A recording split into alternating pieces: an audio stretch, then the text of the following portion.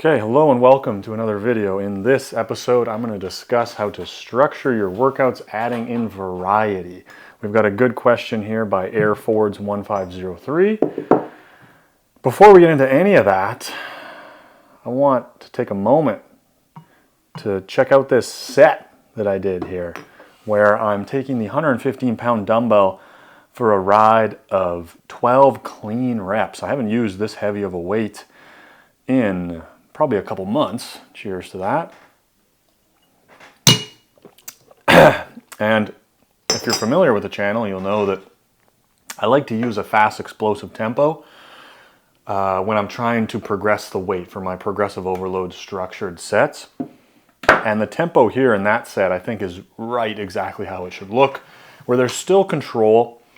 The lowering phase, the eccentric, there's still maintaining control, and then there's a bit of a burst on the concentric. Previously I got a little carried away, getting a little helter-skelter, probably a little bit too explosive, and then injury risk is higher. Things are just getting a little too out of control. Same thing with the curls here. We're trying to come up with a little burst and down with control. So, to talk about variety, the first thing that I want you to digest is that I believe marrying these concepts of structure and chaos sets you up to produce or to have a workout structure that produces the most muscle gain possible. Now, what do I mean by that? Structure, things that I've talked about that I think specifically work well, where we can point at a certain way of training and say we can rely on this method. For example, using a fast explosive tempo, supersetting back and forth, resting an extended time. In between each of these sets, I'm resting 3 to 5 minutes. So I hit that first tricep set, and then I rest 3 to 5 minutes, and then I hit the bicep set, operating in the 10 to 15 rep range using a slightly explosive tempo. This is a structure that I like to start the beginning of my workouts with because I've seen it to be very productive at producing muscle gain.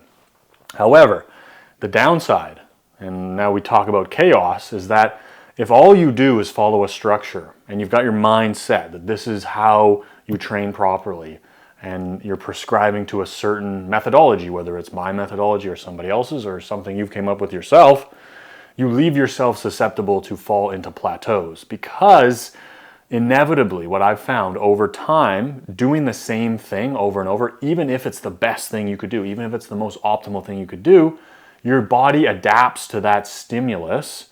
And I've noticed to end up that the benefits of any structure starts to deteriorate or decrease over time. And to combat this, I think having the second half of your workout be focused on variety, or this variety stimulus that I'm calling it, where you try to do something different every session.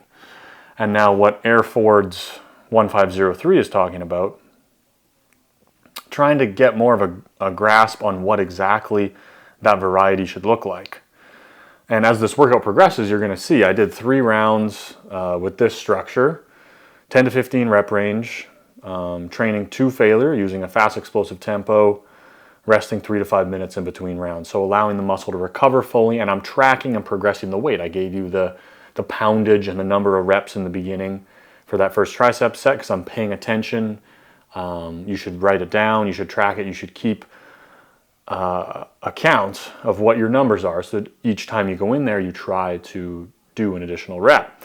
And now the chaos or the variety part of it, I'm going to walk you through what I did, and if you want specifically to know how I change the second half of my workout every session, you could sign up for my site, because now I'm adding all of my arm workouts where I specifically just talk about the arm workout in like a condensed version, just giving it to you for you to do it.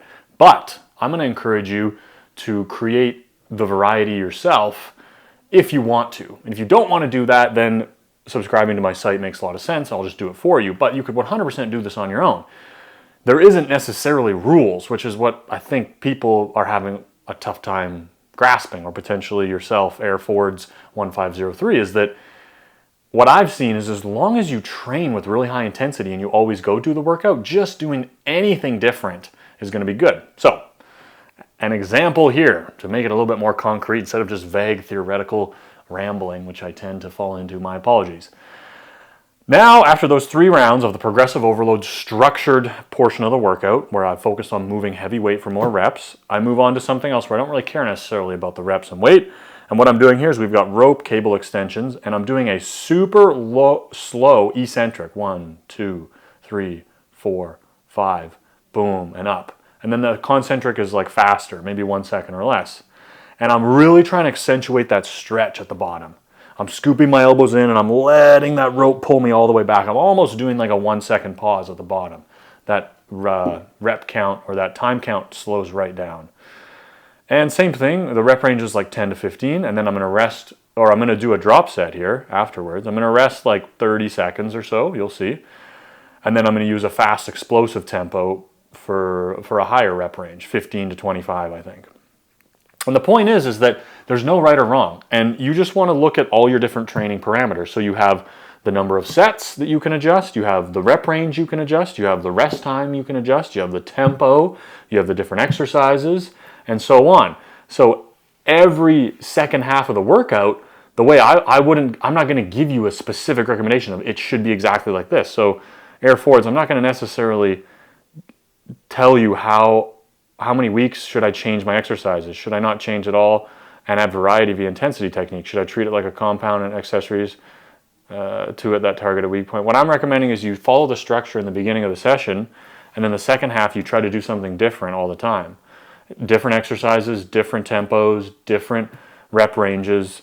And I've seen that to be really productive at not only producing more gains, but also allowing your body to not fall into a plateau. And the point about intensity techniques is good for a long time. And any of you who are signed on with the site, you'll see that some of the early programs, I'm a huge fan of drop sets. And that at the end of every workout, similar to this, we follow a structure. And then at the end, I'll do a drop set. Where I'll do like 4 or 5 drops and just absolutely pump up, obliterate the muscle. The other kind of way to view this is like the beginning first half, as you see here, I'm doing the fast explosive reps here, going down to partials at the end. I find this really burns my delts, which anything that can stimulate other upper body parts that I'm a fan of, because I haven't found a way yet to directly train my shoulders, chest, or back. And then we're resting 1 to 2 minutes, and then I'm going to biceps, and I'm going to do that slow, controlled tempo as well. And I didn't do a drop for biceps, which is pretty rare. I almost always do the same thing for triceps and biceps, but the reason being that drop set with the higher reps, fast and explosive, specifically burns the delts, and I want to do it to try to stimulate a little bit of delt growth. Whereas doing a drop set for the biceps with fast explosive tempo, it's not really going to have as much of a spillover effect into my shoulders or back or anything. It's just taxing the biceps even further. And recently I've been a bit more fatigued. I had a rash that got infected. I had to go on antibiotics. I was sick for like a week plus, didn't train at all. And I think my body still hasn't fully recovered, so I'm trying to back my volume off a little bit. But back to my point of the video, which is the variety stimulus, is that it can be anything you want. So in this case, you can see that I'm using a variety of tempos. I'm doing an intensity technique. I'm adding a drop set in. I'm resting 1 to 2 minutes in between the different exercises for biceps and triceps. This is just one example. Another way you could adjust this is to do the exact same thing, but only rest 30 seconds. And I'm doing 3 rounds. Instead of doing 3 rounds, do 5 rounds, because you're going to have more time. So adjust the volume, adjust the rest time. Or you could do this exact same structure and lower the weight, adjust the rep range. So this first tricep set, instead of it being 10 to 15, you lower the weight and it's 15 to 20. And do the same thing with biceps. The reason I don't want to say specifically and address all of these questions specifically, Air Force, is that I'm giving you 2 options. Either sign up for my site if you want me to program it for you, or just do it yourself. And just take a little bit of ownership over your training, and that following your structure in the beginning, where I think you keep the exercises consistent for at least a month or 2 so you can track, and then if you get tired of those exercises, you can switch it up. Push for more reps. Try to use a heavy weight in the 8 to 15 rep range, let's say, a little bit of a faster tempo I found to be useful. And then rest 3 to 5 minutes, an extended window, and do 3 to 5 rounds of that at the beginning of every session. Whether it's legs, chest and back, arms, I think that's the best way to go from what I've seen to produce the most results. And then the second part of the workout is chaos, is chasing a pump, is variety. A lot of the time, the reason that I wouldn't chase a pump in the beginning and I would encourage you to follow a structure similar to this is that for the most part, I haven't seen muscle growth be specifically correlated with pump, in that the better pump I get from a workout doesn't necessarily lead to more growth. It could incidentally, you could do something that is muscle growth producing that also produces a good pump, but chasing a pump specifically, I've seen to actually maybe be slightly misleading or to take you down a bit of a path that's not going to be as productive for producing muscle growth. But regardless, the second half of the workout with this variety stimulus, where generally you're probably going to trim the rest time down a little bit, you're going to get more of a pump. And the first part of the workout, I still get a pretty good pump, but it's not geared towards getting a massive pump because you're taking these extended rest times. Anytime you take a set to failure and push with high enough intensity, you will be looking juicy, but that's not the way to maximize a pump. You're more so trying to maximize your strength gain. And I think doing 3 to 5 rounds of that is a good area, assuming that you're going to move on to do more. If that was all you were going to do, I would recommend probably doing more than 5 rounds if you're more advanced. Again, we're kind of getting into the weeds, but you can see round 2 here, fast explosives. I'm not really too worried about controlling the tempo. I'm just trying to blast them out. Pa, pa, pa, pa. Burning towards the end here, shorten it up, just go down to partials. This is a way to take the intensity as far as it can. So we've kind of got 2 intensity techniques here, actually. I'm doing a drop set where I rest. I do my first set of triceps. I don't know how long I rest, 30 seconds. I would consider it a drop set. I think it's actually better to take a little bit of a rest in between your drops, because if you're out of breath after the first set, going straight into your drop set, I don't think you're going to be actually as productive compared to taking, 30 seconds. That's what I've found personally.